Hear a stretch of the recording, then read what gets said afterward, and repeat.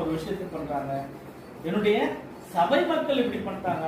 யாருன்னா ஒருத்தர் பிரசங்கம் பண்ணலான்னு ஒரு புது சகோதரர் கூப்பிட்டா அவரு என்ன பண்ணுவாரு? நம்மள மனமிடிச்சிருவாரு, நம்மள அவமானம் பண்ணுவார். என்ன பண்ணுவாரு? எல்லாம் நல்லா தான், நீ என்ன பண்ணீங்க? சின்ன இந்த திருமணத்துல என்ன பண்ணோம்னா ஃபுல்லா கிளாஸ் வச்சு ஒரே பாத்திரத்தில் தான் கூட இருந்தது, நீங்க என்ன செப்பரேட் கிளாஸ் கொடுக்குறீங்கன்னு சொல்லிட்டு நம்முடைய ஊழியத்தையே கவுத்து போட்டு.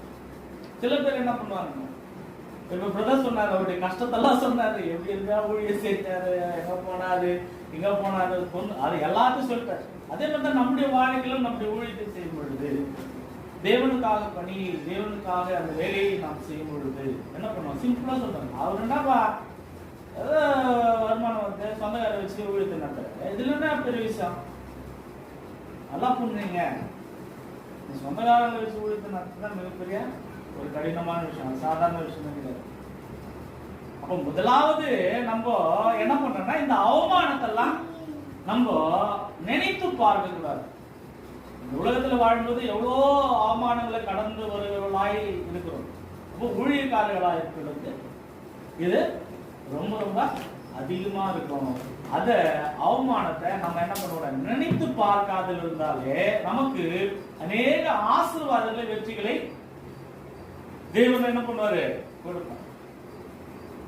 கிட்டத்தட்ட ஒரு 10 வருடங்களாக ஒரு குடும்பத்தை போய் சந்தித்துக் கொண்டே வருது.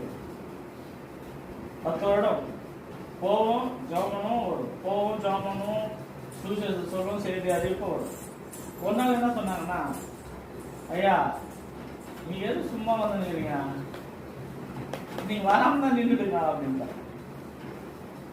அப்போ இது என்ன விஷயம்னா, நம்மளுக்கு தெரியுது நம்ம என்ன பண்ண போறோம்னு, ஆனா அவங்களுக்கு தெரியல நம்ம ஏன் போற வரணும். இது ஒரு அவமானம். அப்போ ஊழியக்காரர்களுக்கு அவமானம் இருக்கும். இந்த உலகத்துல நாம் ஊழியத்தை செய்யும் பொழுதும், நம்ம தன்னுடைய குடும்பத்திற்காக நாம் பிழைப்பு தேடுவதாக உலக பணியை செய்யும் பொழுதும் மிக மிக பெரிய அவமானங்களை நாம் சந்திக்க நேரிட வாய்ப்புகள் இருக்கிறது. ஆனால் நிறைய சூழ்நிலையில நம்ம ஒன்றை நாம் மறந்துவிடுகளாக இருக்கிறோம், கிறிஸ்துவானவரை நாம் நோக்கி பார்க்கிறோம்.